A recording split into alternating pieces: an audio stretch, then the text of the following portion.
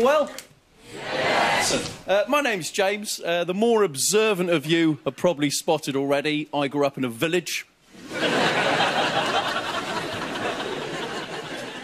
My village has got a nuclear power station and no blimmin' hairdressers. And the thing is, it's not fair, because like a black guy with an afro looks damn funky. A white guy with an afro, physics teacher. So it's very nice doing stand-up. A lot of comedians get heckled on the stage. I'll be honest with you guys, I get heckled in the street. It's true. I was in Bristol last week. I was at Bristol Parkway train station. Little kid about 10. You know the ones that look like they were born in JD Sports? They're not athletes, but they're running from something. In it. He looks at me, this little lad, he goes, "Here, mate, you a train spotter? Hey, you a train spotter?"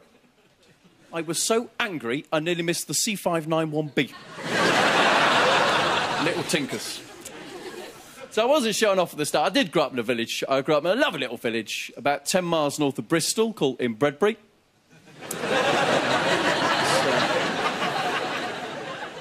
So weird. I'll tell you how weird my village is. The other week, I was walking through the woods and I came across a group of kids being chased by a middle-aged man in his underpants. So naturally, I called the police. Turns out it wasn't a pervert after all, but a PE teacher who'd forgotten his kit. What a village. The other thing you should know about my village is the next village to someone called Russell Howard. And the reason me and Russ are quite similar is we've both got lazy eyes. Can you see that, madam? I'll be surprised. I'm talking to you. Hello. It's the left eye that wanders. In fact, 2 years ago, in a bizarre twist of fate, I actually went out with a girl with a lazy eye. It was embarrassing. We didn't know where to look. And in the end, it just got ridiculous, so we decided to go our separate ways and bumped into each other. Got them on. I live in London now. I live with my friend Dom in Tooting. I don't know if you've heard of Tooting. The estate agent described it to me as vibrant. I think she's dyslexic. She meant to say violent. I'll tell you how bad it is. I used to live in a flat above a kebab shop called Kebab-ish. Even they're not sure what the hell's in it. Sort of like a kebab night, innit? These days, I shop in Asda. I don't know if anyone here shops in Asda. Best thing about it, the reduced to clear section. The only problem is they keep moving it. So what you have to do, you have to find the sticker man. You know the sticker man? And you just follow him around the shop, right? It's like the Pied Piper of Hamelin. And you get there, and there's all the cheap stuff, right? You know it's the cheap stuff. They've got yellow stickers, and they say things like $4.99. Whoops, $1.99. I love that. It's like they've made a mistake. In Lidl, they've got a similar situation. They've got orange stickers on those as $4.99. Ah, sod it, 9p. I love Lidl. If I actually got ID'd in Lidl, can you believe it? Admitted, I was buying 3 litres of cider and some Munch Munch yoghurt. It's a Tuesday night. I was treating myself. So I'm liking London, and the only thing is nobody speaks to you in London. I'm sure the people from outside will agree with you. First person to speak to me properly, homeless guy. I'm sat in the park reading a book, just reading a book, and a West Indian fella with massive dreadlocks came up to me with the best opening line I've ever heard. Comes up, he goes, "Hey man, if you don't give me £1, I'll tell you the end of that book."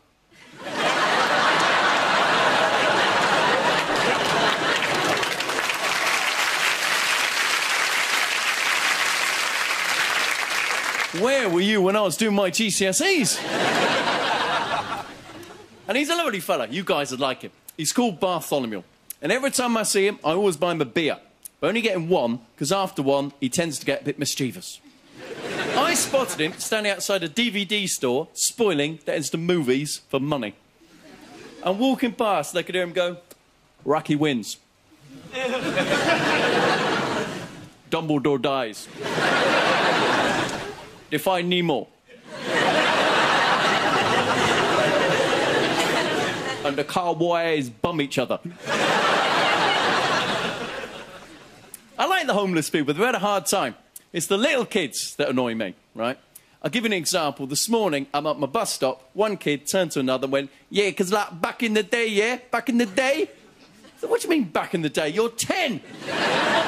What you mean is last Tuesday. I wouldn't say that to them, obviously. They're tough. I'll give you an example. I was in my local sports centre. I'm about to go for a swim. I'm just putting a coin in the locker. Little kid, 10, comes up to me and goes, give me that pound for locker, man. Give me that pound for locker. You know what I'm saying? You know what I'm saying? No! I haven't got a bloody clue. Why are you talking like that? You're white. He looks at me, this little fetus. He goes, give me that pound for locker, man. Craig David. Give me that pound for locker or I'll stab you. What? You're 10! And you're wearing your swimming trunks. I thought, where have you hidden the knife? This is the best bit. His mum is obviously... He's got these red Bermuda shorts on. His mum has sewn a 10-metre badge. Oh. I'm thinking, you try and stab me, sunshine. I'm hiding in the deep end.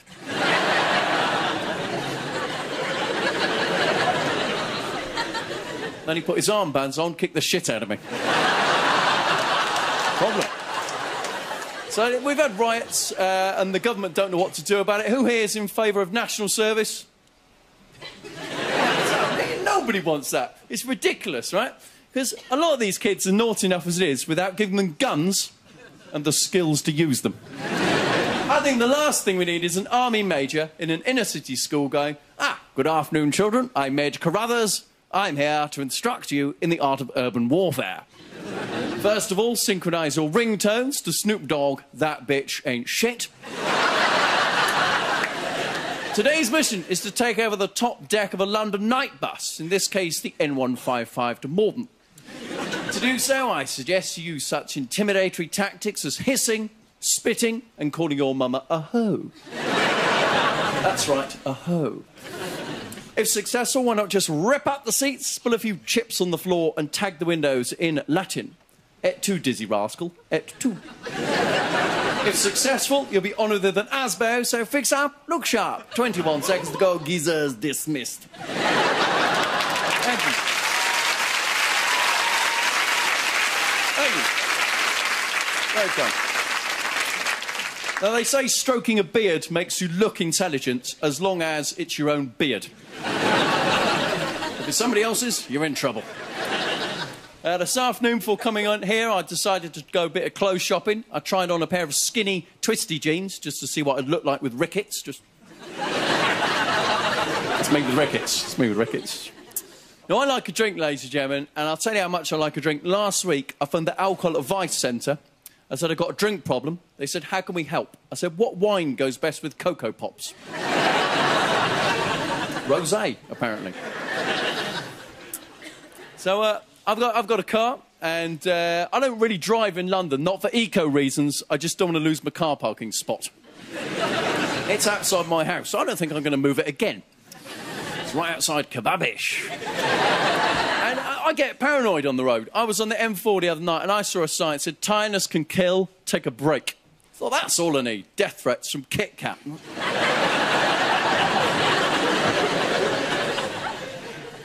I like the West Country homemade signs by the farms, you know, things like rotten manure, pound a bag. I tried some. Good shit.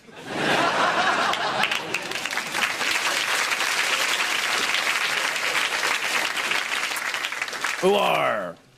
Now, the last time I went back to Bristol, I actually got stuck in a road rage situation, right?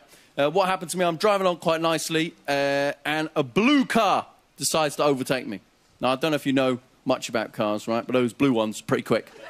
Like my little red one could not keep up. Now, I don't want to show off in the mean streets of Hammersmith that I was doing 37 in a 30. I didn't give a shit, right? Boom! Like that. Now, you guys have been looking at me for a while. I think we've all established by now I'm the sort of geezer you wouldn't mess with. If only because you don't know I'm looking. But at the traffic lights, this guy gets out of the car and he walks towards me. Now, this bloke's not like me. He's a proper man. He's one of them blokes, you see him on a Saturday afternoon in the shops. Big body, little legs. Usually bald. Big body, little legs. Now, I've never understood that look. Maybe they've been to the gym and they've just had time to do their top half. Raw! Oh, hello. So half Rambo, half Alan Carr, you know. He knocks on the window, modern car, right? He goes, here, mate, what are you doing? I said, just got a bit excited. Go, chill out, mate, have this. I look down, he's given me a spliff. Yeah, no, I'll be honest, guys, I don't smoke pot myself, but my hairdresser does. Thought I'd give that to Raphael. As I drive off, this strange guy waves to me, so I naturally wave back. Now, I don't know what the opposite of road rage is, but it can't be road love. Because that's dogging, isn't it? That's the park and ride scheme we've heard so much about.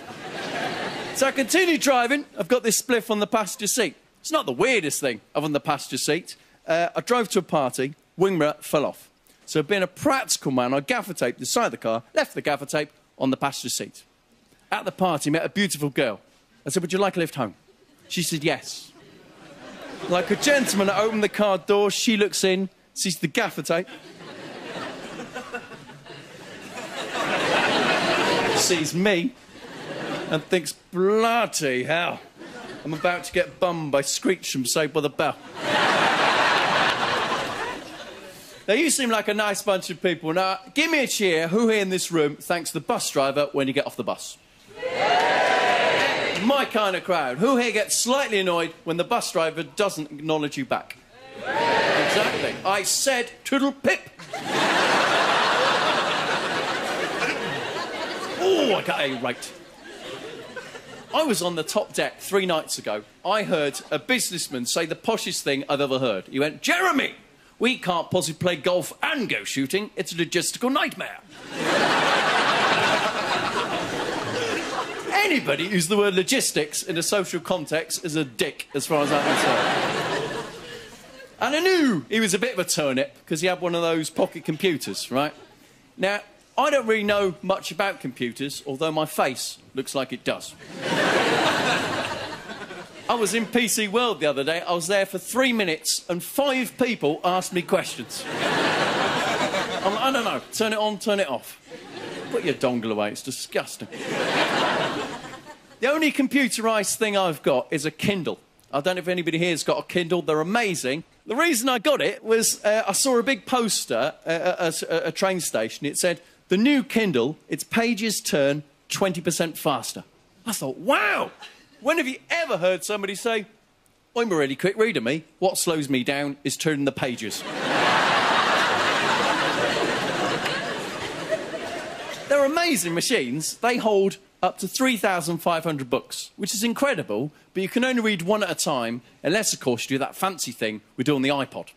You know, the iPod Shuffle, or in this case, the Kindle Surprise. You don't know what you're getting. It was the best of times, it was the worst of times. We were southwest round Barstow on the edge of the desert when the drugs were going to kick in, laughed Paddington and tucked into another marmalade sandwich.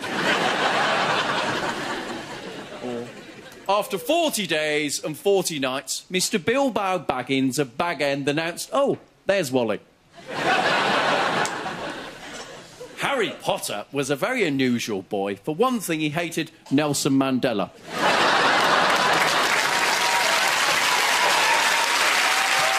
Ladies and gentlemen, it's been an absolute pleasure talking to you. Take care. Have a wonderful evening. Thank you.